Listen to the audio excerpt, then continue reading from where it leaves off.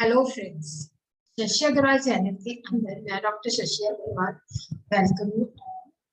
आज का जो हमारा सब्जेक्ट है that is management and the topic is decision making which is relevant for the student of UGC NET commerce and also relevant for UGC net level welfare.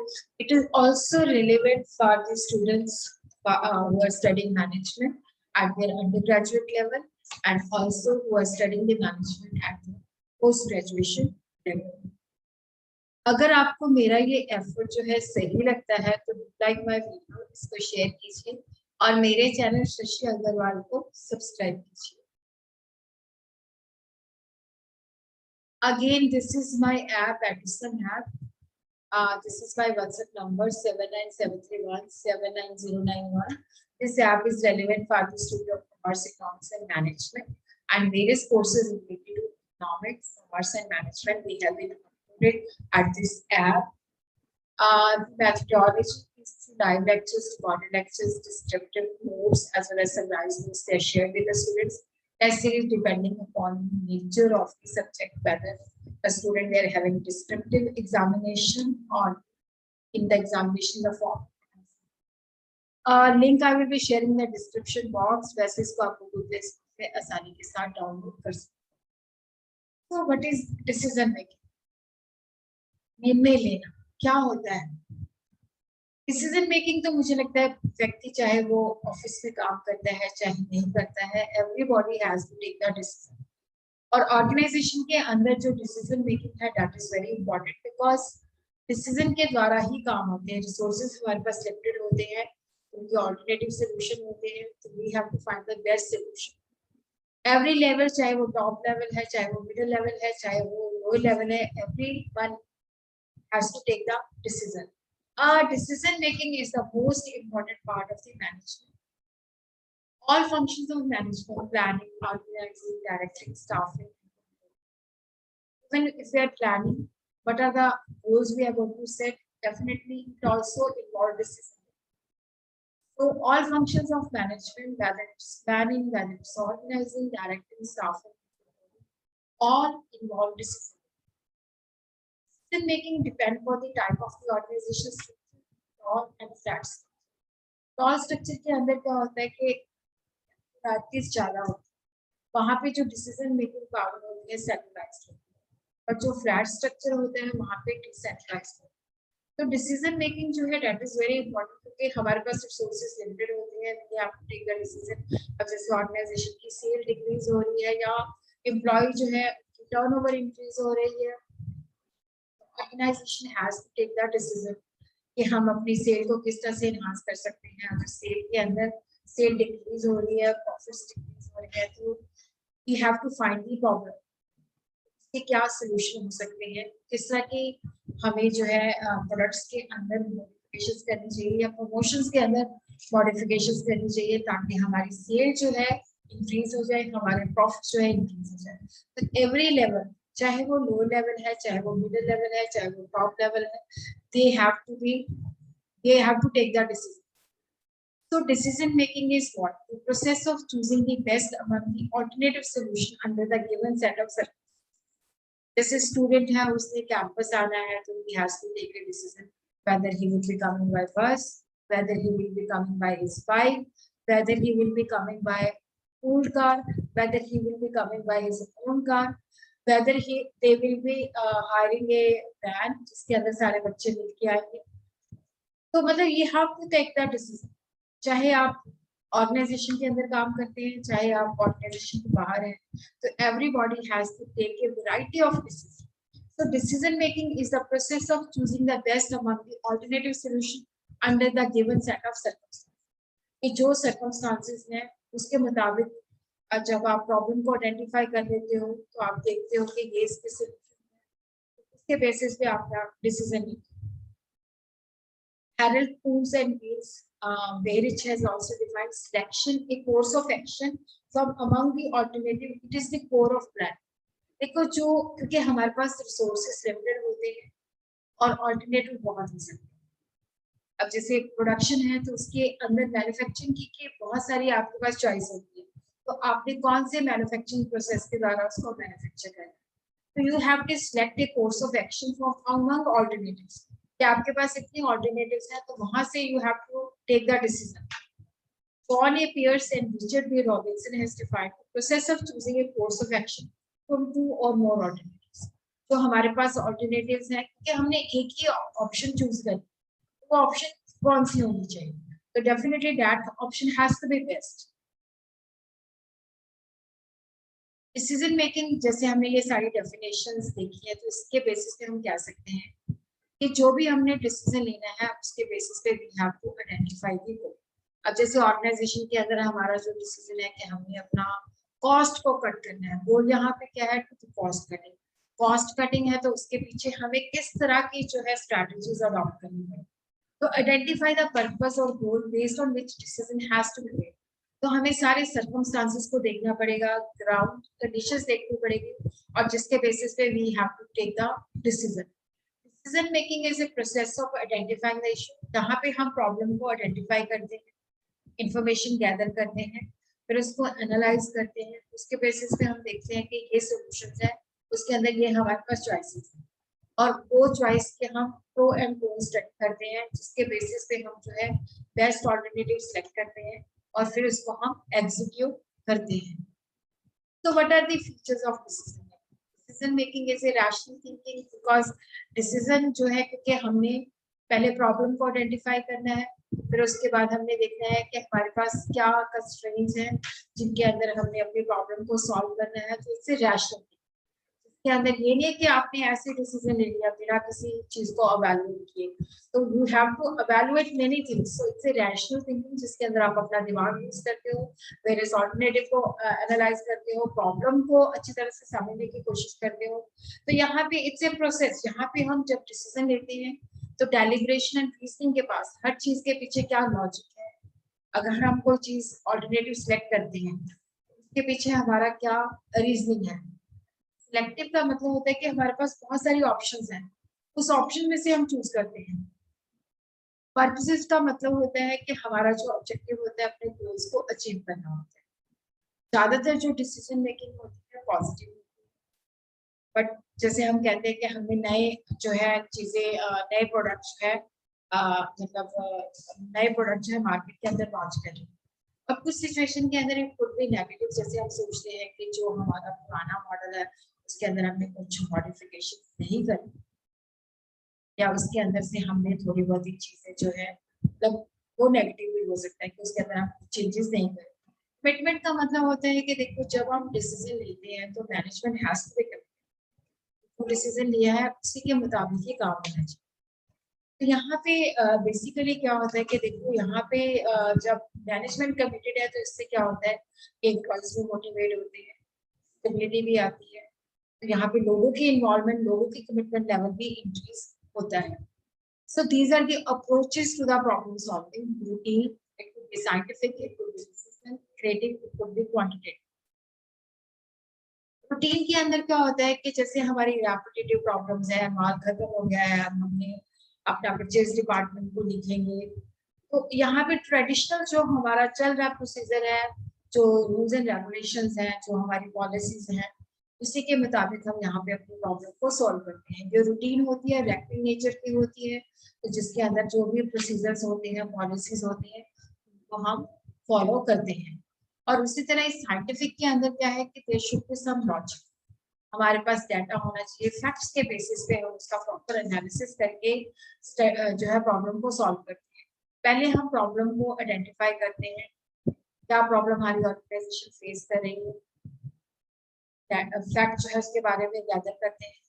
फिर हम देखते हैं कि क्या टेंटेटिव सॉल्यूशंस हो सकते हैं, फिर उन सॉल्यूशंस को भी हम अच्छी तरह से वेरीफाई करते हैं. फिर उसके बाद हम देखते हैं कि ये हमारे पॉसिबल आंसर्स हो सकते हैं. फिर हम देखते हैं कि इसको हम किस तरह से मॉडिफाई करते हैं. तो यहाँ पे जो सॉल्यूशन है उसको हम लॉजिकल मैनर के अंदर जो है फाइंड आउट करने की कोशिश करते हैं. डिसीजनल के अंदर क्या होता है कि we have to take the decision. हमारा इसके पीछे ऑब्जेक्टिव क्या है, प्रॉब्लम को आइडेंटिफाई करते हैं, ऑल्टरनेटिव्स क्या है, हर एक चीज को हम एनालिसिस करते हैं, उसके बेसिस पे हम बेस्ट ऑल्टरनेटिव जो है सेलेक्ट करते हैं. यहाँ पे क्या होता है कि डिसीजन का मतलब होता है कि यहाँ पे we are taking the decision which has to be. तो यहाँ पे हम हर चीज को बड़ी अच्छी तरह से को मतलब अच्छी तरह से एवेलुएट करके करते हैं। क्रिएटिव के अंदर क्या होता है कि जैसे डिसीजन मेकिंग के अंदर प्रोसेस होता है कि पहले have to define the problem, gather the information. तो यहाँ पे होता है कि हमने जो है अपनी जो क्रिएटिविटी के साथ जो है प्रॉब्लम को हमने एनालाइज करना है। तो इसके पास जो मैनेजर्स हैं जो प्रॉब्लम फेस कर रहे हैं कि वो अपनी थिंकिंग अपना ओपिनियन जो है फ्रीली, ये नहीं है कि हमें स्ट्रक्चर्ड वे ही फॉलो करना है, उसके अंदर अपनी क्रिएटिविटी के साथ भी वो प्रॉब्लम को आइडेंटिफाई कर सकते हैं, प्रॉब्लम को सॉल्व कर सकते हैं। Identify and state the problem. तो यहाँ पे हम देखते हैं कि प्रॉब्लम को हम किस तरह से जो है डिफाइन करते हैं। फिर उसके अंदर हम लोगों को इनकरेज करते हैं कि वो अपनी आइडियाज जनरेट करें। वहां से हम देखते हैं न्यू आइडियाज आते हैं। फिर जो न्यू आइडियाज आते हैं उनकी हम वेरिफिकेशन करते हैं। फिर उसके बाद हमें लगता है कि ये राइट आंसर है, ये सही सोल्यूशन है, तो उसको हम इम्प्लीमेंट करते हैं। क्वांटिटेटिव के अंदर क्या होता है कि जैसे वेरिएबल्स हैं उनका आपस में मैथमेटिकल रिलेशन क्या है, उसके बेसिस पे we try to solve the problem, formulate the problem. एक मैथमेटिकल मॉडल जो है हम बिल्ड करते हैं जिसके बेसिस पे हम अपने वेरिएबल्स को डिफाइन करते हैं कि ये जो है डिपेंडेंट है, डिपेंडेंट वेरिएबल है। फिर हम उस मॉडल के बेसिस पे क्या होता है कि उसको सॉल्व करने की कोशिश करते हैं, देखते हैं हमारे पास कंस्ट्रेंट्स क्या है, उन कंस्ट्रेंट्स के अंदर हम अपने ऑब्जेक्टिव को मैक्सिमाइज और मिनिमाइज कैसे कर सकते हैं। तो what is the nature of managerial decision?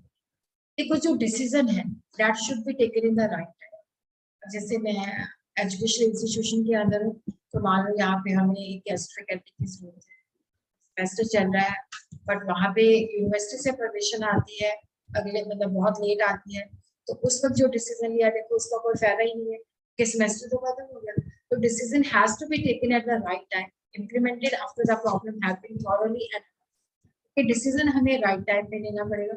अब जैसे मान लो रॉ मटेरियल के अंदर जो है काफी सारी मतलब डिस्काउंट मिलता है, तो वहाँ पे हमें डिसीजन लेना है कि कितनी क्वांटिटी हमें परचेज करनी चाहिए, इतना ज्यादा डिसीजन, इतना ज्यादा जो है इसके अंदर डिस्काउंट मिलता है। पर वो ऑफर जो है वीक के अंदर खत्म हो जाएगी अगर हम उसमें ज्यादा टाइम ले लिया डिसीजन मेकिंग के अंदर, तो वो अपॉर्चुनिटी हमारे पास से चली जाएगी। So decision has to be taken in the right time, implemented after the problem have been thoroughly and decision making के बेसिस पे कि अल्टीमेटली हमारा ये गोल है, हमारे लिए ये प्रपोज सोल्यूशन है जिसको हमने इम्प्लीमेंट करना है। Decision making is defined as the selection which is based on some criteria of one behaviour alternative solution for a problem where we are identifying the problem। जैसे मान लो हमारी जो सेल है पहले से बहुत ज्यादा रिड्यूस हो रही है, मार्केट शेयर रिड्यूस हो गया है, तो डेफिनेटली यहाँ पे अब हमने प्रॉब्लम आइडेंटिफाई करा, इसके पीछे क्या रीजन है जिसकी वजह से वो प्रॉब्लम हो रही है, तो क्या प्रपोज सोल्यूशन है। तो जो भी हमारे पास ऑल्टरनेटिव्स हैं उनकी हमने एवेल्युएशन करनी है, उसके बाद हमने बेस्ट ऑल्टरनेटिव डिसाइड करना है। टाइप ऑफ डिसीजन जो है दो तरह के होते हैं, देखो एक होते हैं रूटीन प्रोग्राम डिसीजन, दूसरे होते हैं नॉन प्रोग्राम डिसीजन। जो रूटीन प्रोग्राम डिसीजन होते हैं ये रूटीन मैटर्स के होते हैं। तो यहाँ पे क्या होता है कि सिस्टमैटिक प्रोसीजर जो है उसको एस्टैब्लिश करते हैं। जैसे यहाँ पे क्या है कि इस लेवल पे हमें रिक्रूटमेंट चाहिए, बट वो हम देखते हैं कि क्या पॉलिसी है, अगर इस लेवल पे है तो वो इंटरनल सोर्सेस से की जा सकती है। तो डेफिनेटली जो भी हमारा सिस्टमैटिक प्रोसीजर होता है उसके द्वारा उसको कवर करने की कोशिश करते हैं। जो रूटीन मैटर्स होते हैं वो नेचर के होते हैं, जो प्रॉब्लम हम बार बार फेस करते हैं तो उसके अंदर हम अपनी पॉलिसी प्रोसीजर इसको चेक करते हैं। स्ट्रैटेजिक और नॉन प्रोग्राम डिसीजन जो होते हैं, जो नॉन रेगुलर नेचर के होते हैं और जिनके बारे में हमें कोई इंफॉर्मेशन अवेलेबल नहीं होती, अनस्ट्रक्चर्ड होते हैं, यहाँ पे हमें क्रिएटिव अप्रोच जो है अडॉप्ट करनी पड़ती है। और ये जो डिसीजन होते हैं बहुत डिफिकल्ट होते हैं, कॉम्प्लेक्स होते हैं, बहुत डेलिब्रेशन के बाद इनको लिया जाता है, इवन क्योंकि उसके बारे में भी हमें सर्टेनिटी नहीं होती कि जो भी हम सोच रहे हैं कि whether it will lead to the desired objective और not. So what is the process of decision making? Identifying and defining the problem, developing the alternative solution, evaluating the alternative solution, selecting the alternative, implementation, evaluation and control, and then there is a follow up. इसको हम one by one करके करते हैं। देखो सबसे पहले जब भी हमने डिसीजन लेना है we should be aware what is the problem we are facing. First we have to identify the problem. अगर हमने प्रॉब्लम को आइडेंटिफाई कर लिया तो डेफिनेटली, क्योंकि प्रॉब्लम का आइडेंटिफिकेशन बहुत जरूरी है। जैसे हम डॉक्टर के पास जाते हैं, अगर वो हमारा जो प्रॉब्लम है, जो डिजीज है, उसको आइडेंटिफाई नहीं कर पाता, अगर उसने गलत आइडेंटिफाई किया है तो हमें वो मेडिसिन भी गलत देगी, जिसके बहुत भारी कॉन्सिक्वेंसेस हो सकते हैं। तो first we have to clarify कि क्या प्रॉब्लम हम फेस कर रहे हैं। It should be awareness, individual level पे भी हो सकती है, अपने सुपरवाइजर के साथ शेयर कर सकता है कि ये प्रॉब्लम मैं फेस कर रहा हूँ ऑर्गेनाइजेशन के अंदर। Combination of stimuli will clearly indicate the existence of problem in the organization. Organization के अंदर कई बार बहुत सारे सिग्नल्स मिलते हैं, ट्रिगरिंग पॉइंट होते हैं, जो पता चलता है कि यहाँ पे organisation is facing some problem. ये इस तरह के ट्रिगरिंग भी हो सकती है, जैसे सेल पहले से डिक्रीज हो रही है, प्रॉफिट हमारे पहले से डिक्रीज हो रही है, प्रोडक्शन डिपार्टमेंट के अंदर जो हम चीजें मैन्युफैक्चर करते हैं रिजेक्शन बहुत ज्यादा बढ़ रहा है। ये भी हो सकता है एम्प्लॉय जो है हमारी ऑर्गेनाइजेशन को, मतलब इट कुड बी आल्सो कि एम्प्लॉय जो है बहुत ज्यादा छोड़ के जा रहे हैं। तो definitely these are the triggering point जिससे लगता है कि organisation is facing some problem, तो वी हैव टू आइडेंटिफाई। तो normal and previous cause stimuli as signal और एट विजिट जो हमें हाईलाइट करते हैं कि some problem exist in the organisation. जैसे कई बार ऑर्गेनाइजेशन के अंदर जो हमारी इंटरनल परफॉर्मेंस है वो अगर पहले से डिटीरियोरेट हो रही है तो it mean something is wrong. इस तरह एक कस्टमर जो है उसका रिएक्शन आ रहा है, वो प्रोडक्ट हमसे लेके जा रहा है बट बाद में रिटर्न कर रहा है या कह रहा है कि प्राइस के बारे में सब कंप्लेंट। तो या ये भी हो सकता है कि हमारा जो इन्वायरमेंट है उसके अंदर चेंजेस आ रही हैं, तो वी हैव टू अंडरस्टैंड कि कॉम्पिटिटिव का एक्शन क्या है, कॉम्पिटिटिव की स्ट्रैटेजीज क्या है, टेक्नोलॉजी चेंजेस क्या आ रही है, इकोनॉमिक कंडीशंस क्या आ रही है। हो सकता है हमारे जो प्रोडक्ट्स हम जो टेक्नोलॉजी यूज कर रहे हैं दैट मे बी ऑब्सोलीट, जिसकी वजह से कॉस्ट इनहांस हुई है। तो दीज आर द सिग्नल्स जिसके बेसिस पे हम आइडेंटिफाई कर सकते हैं कि व्हाट आर द प्रॉब्लम। फिर उसके बाद है प्रॉब्लम डायग्नोस, इसके अंदर क्या होता है कि जब हमने प्रॉब्लम को आइडेंटिफाई कर लिया फिर हम इंफॉर्मेशन को गैदर करते हैं ताकि और प्रॉब्लम की एक्सप्लोरेशन हो सके, प्रॉब्लम को और डीपली अंडरस्टैंड कर सके। तो यहाँ पे we are collecting the data, फिर उस डाटा की जो है एनालिसिस करते हैं, उसको एक रैशनल वे से जो है मतलब उसको रैशनल वे से प्रेजेंट करते हैं, फिर डिबेट्स एंड डिस्कशन के द्वारा और ज्यादा हम एक्सप्लोर करने की कोशिश करते हैं। इसी तरह डेवलपमेंट ऑफ द ऑल्टरनेटिव, यहाँ पे डिजाइनिंग और डेवलपिंग सॉल्यूशन थ्रू एक आइडिया। देखो जब हम प्रॉब्लम फेस करते हैं, जैसे हमारी सेल डिक्रीज हो रही है तो कोशिश करते हैं कि सेल क्यों डिक्रीज हो रही है, क्या हमारा कॉम्पिटिटर जो है उसका प्रोडक्ट की क्वालिटी हमसे बेटर है या कोई वो सेल प्रमोशन लगा रहा है जिसकी वजह से क्या होता है कि हम अपनी ऑफर नहीं दे रहे। तो डेफिनेटली जब हमने प्रॉब्लम को आइडेंटिफाई कर लिया तो वेग सा आइडिया होता है, उस वेग आइडियाज को धीरे धीरे हम डिबेट और डिस्कशन के द्वारा इम्प्रूव करते हैं, फिर हम डेवलप करते हैं कि ये जो हमारी प्रॉब्लम है इसका ये और मतलब ये मेरे सॉल्यूशंस हो सकते हैं। तो उसके बाद हमारे पास जो भी ऑल्टरनेटिव सोल्यूशन आता है उसके प्रो एंड कॉन को हम स्टडी करते हैं।